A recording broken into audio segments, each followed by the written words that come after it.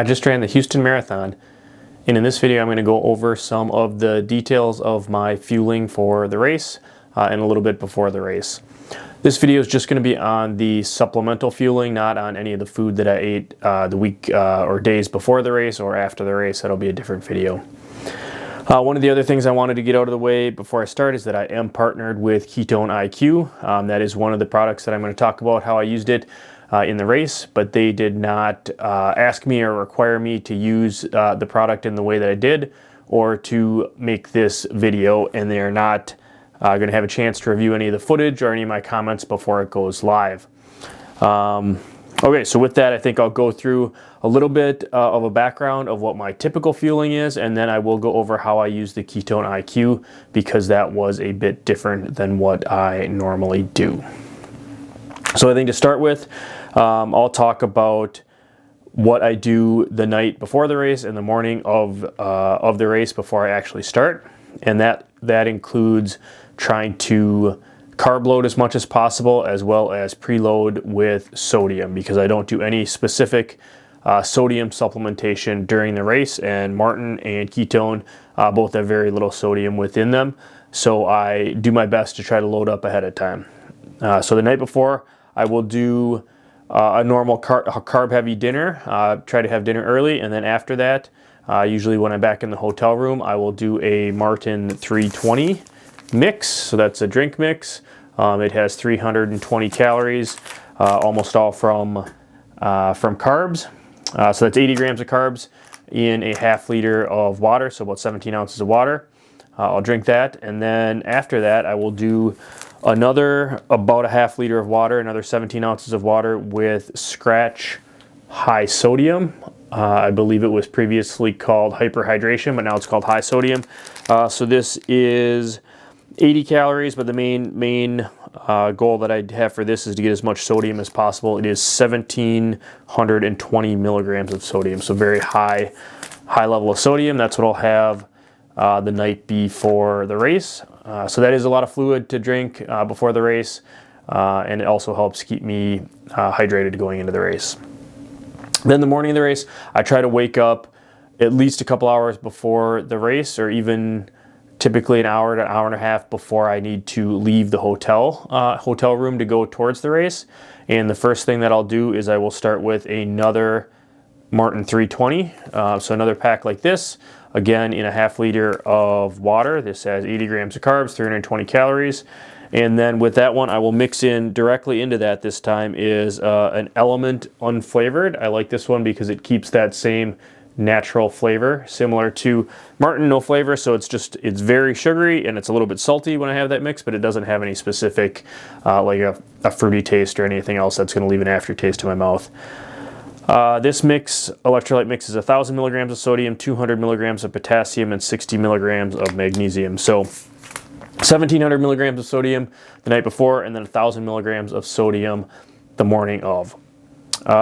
I don't eat any solid food the morning of the race. I like to go with this plan because I think my body's just normally used to running on an empty stomach. Normally I run in the mornings without eating anything ahead of time, so that's what I'm used to, and I just like that feeling of not having a lot of food in my stomach. Okay, so that was my fueling for before the race. Now I'm going to go through details of some of the different strategies I've used in the past for during the race, and then I'll talk about what I did for the Houston Marathon because it is a little bit different. So I think as a background, carbs typically have carbs do have one.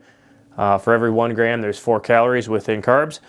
With ketones, it's a little bit different, where 1 gram of ketones is actually 7 calories, so it's a little bit more calorie dense than carbs. But in the past, I would look at trying to get typically as many calories as I can and do it from carbs, because carbs are able to be digested and used for energy quickly, and that's one of the benefits that Maurten has, is that you can take on a lot of carbs with the hydrogel formula and not have any GI or digestive issues with that. So in the past, I've tried to do pretty much balancing between how many carbs can I get or how many calories can I get, and then how much am I willing to carry. So initially when I started running the first few marathons, I went with just a 100% gel strategy, no drink mix, and I would use the 100 calorie size Maurten gel. So this is a gel calf. They also have a 100 calorie in a black package that is Maurten gel with no caffeine in it. So that is 25 grams of carbs, 100 calories each, and I had settled in on I'm willing to carry 8 gels, so that's 800 calories, and that was my fueling plan for many marathons, and then I would supplement that with just the water and the drink on the course out of the cups. So I did that for quite a few. Then at some point I realized it felt like I was not getting enough fluids in, as well as it was just cumbersome to try to carry that many gels. 8 gels is a lot. It's a lot of just handling the gels and trying to eat them. So then I started to experiment with doing a handheld bottle, and I actually found that I liked that a lot better. Practiced it a lot on my long runs. Actually, during the pandemic, I ran some solo like virtual marathons where I did that, the bottle system, where I would just run laps and end up grabbing a new bottle. So I found that it wasn't too cumbersome to carry a bottle. And with that, then I could do a 320 mix in a bottle at the start of the race, which is pretty much guarantees that I can get in 17 ounces of water or fluids, as well as 320 calories from a Maurten gel. So typically what I ended up doing with that is I would do one 320 mix, either the caffeinated or non-caffeinated, depending what gels I was going to bring.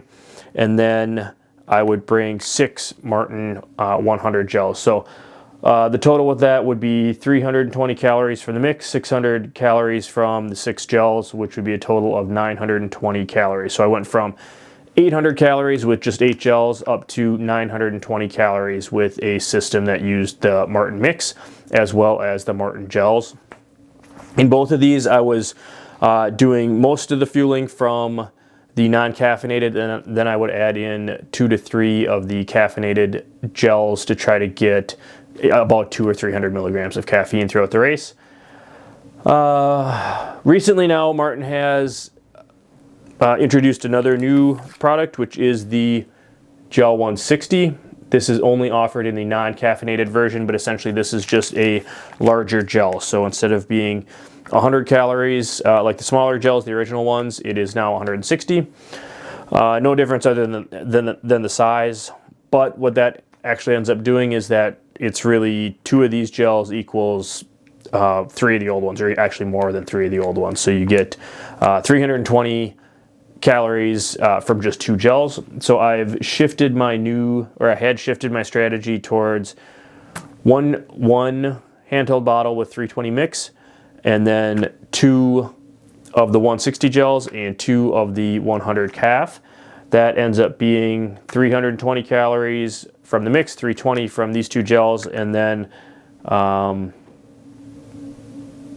300 from the 100 gels. Actually, I think I misspoke. I said I carried 2. I was carrying 3. So it would be 5 total gels as well as the handheld mix. That was getting me up to 940 calories. So I'm getting just a little bit more calories, but I'm able to carry 1 less gel. So that had worked well for me over some of the fall races that I did after this 160 gel had been released. All right, so I just have been starting to try Ketone IQ. It's pretty new to me. I haven't had a lot of testing with it in any of my prior races, but I wanted to kind of go all in and try, see how it would work for the fueling on this race. One thing that did appeal to me is that it is more dense from a calorie perspective. So Maurten 320 is one of the most calorie dense drinks out there. 320 calories in 17 ounces is a lot. You don't find that with many of the other mixes or drinks. But actually with the Ketone IQ, I can fit 9 of these 2-ounce bottles into a handheld, and so that's 18 ounces, or very similar to what was the Maurten mix. And that actually has 70 calories in each one of these, so 630 calories total in a bottle instead of just 320. So that's quite a bit more calories compared to carrying a bottle of even Maurten 320.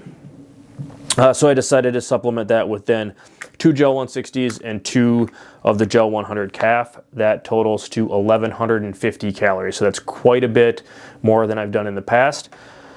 And essentially it was the same, or actually a little bit less for me to carry. One less gel, same amount of fluid in the bottle. To me that was appealing and interesting to try to give that a go. Really the reason a lot of people use Maurten and why it's been so successful is that you're able to take on 320 calories and have it be absorbed and not cause any digestive issues.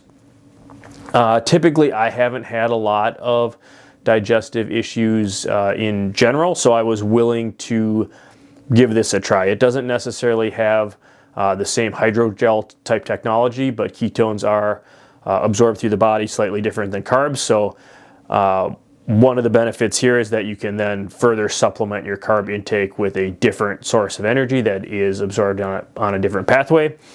So I decided to try that, and I figured the worst case is if it didn't sit right in my stomach, I still had quite a bit of carbs on board that I was carrying, as well as I could supplement with the drink stations. So I was, in my mind, if things just didn't work out, I would just toss the bottle and then go back to the carb-based fueling. So my strategy for this throughout the race was to do 1 sip or close to 2 ounces every 5 kilometers, as well as I took just a little sip before the race. So for the 9 shots that are in here, over every 5K plus the one before, that ended up being the total bottle, as long as I was taking about 2 ounces each time.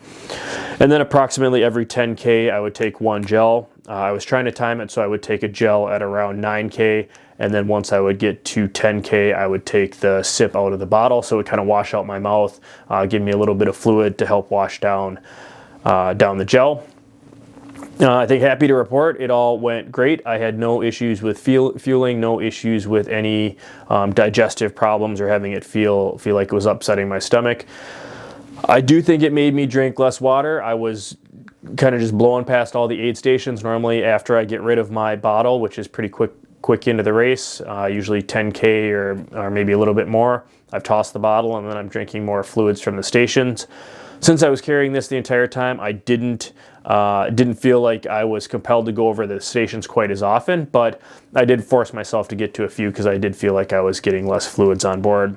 I do think with the cool temperatures in Houston, it probably helped that I wasn't sweating quite as much.